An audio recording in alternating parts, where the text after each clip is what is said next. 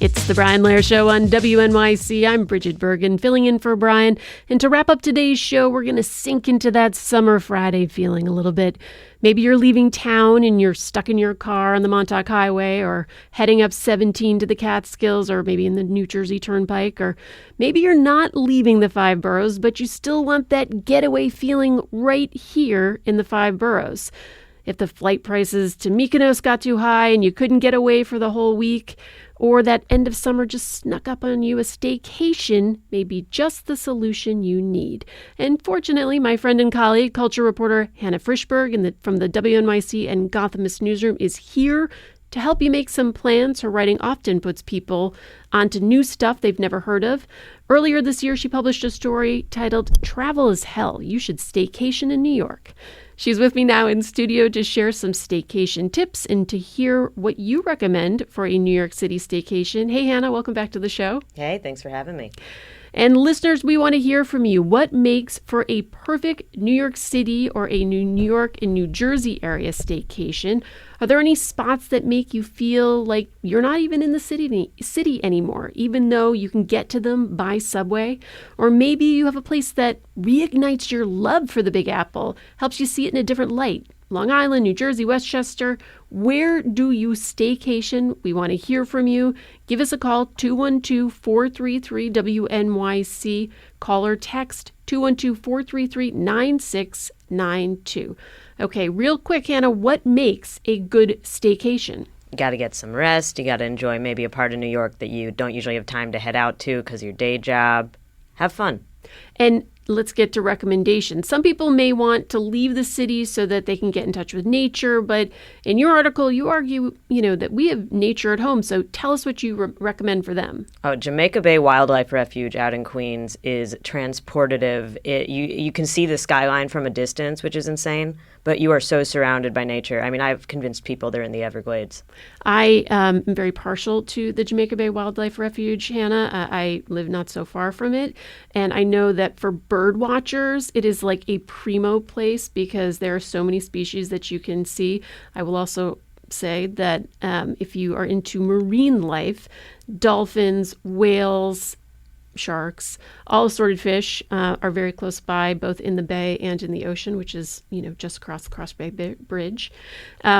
What about for our people who are into design, architecture heads? We've got all these, different styles of buildings here in one place.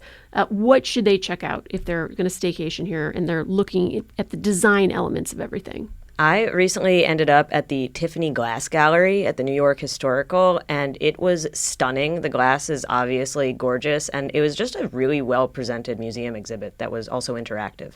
We have a listener who also suggests the Cloisters, which is another cool and sort of architecturally interesting space in Upper Manhattan.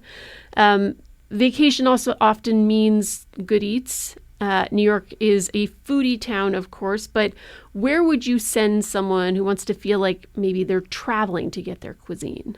New Asha in Staten Island has incredible Sri Lankan food, as does La Cruana. There's a few great Sri Lankan spots out there. It is you're in New York. That one, you're nowhere but New York. Couldn't exist anywhere else. Yeah, it is. And yet that part of the South Shore of Staten Island kind of feels like you're somewhere else. It feels like New York, but it feels sort of removed.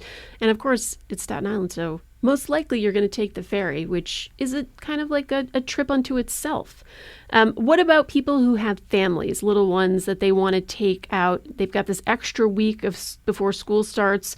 What do you recommend a family hits with some extra time at home? Well, everybody knows Coney Island, but I find not that many people know about Adventures Amusement Park, which is just north of Coney Island and just south of Caesars Bay Shopping Center. It's a kid-specific amusement park. When I was growing up, it was called Nellie Bly, if people remember that name. Better name, in my opinion. But it's really sweet. It's exclusively family-friendly. I mean, it'd be kind of weird to go alone there as an adult. If it was originally called Nellie Bly, do you know why it was originally called Nellie Bly? Because the reporter Nellie Bly was investigating things that were really terrible. So it's kind of a funny name for a kids' amusement park. I don't know, but I loved it, and it was great. I think I've seen it when I've driven on the Belt Parkway. You see it right before Coney Island. It kind of appears like an amusement park mirage, and you're like, what is that? And then you can't get off the Belt. Exactly, and you're like, why is that so soon? We're not to Coney Island yet.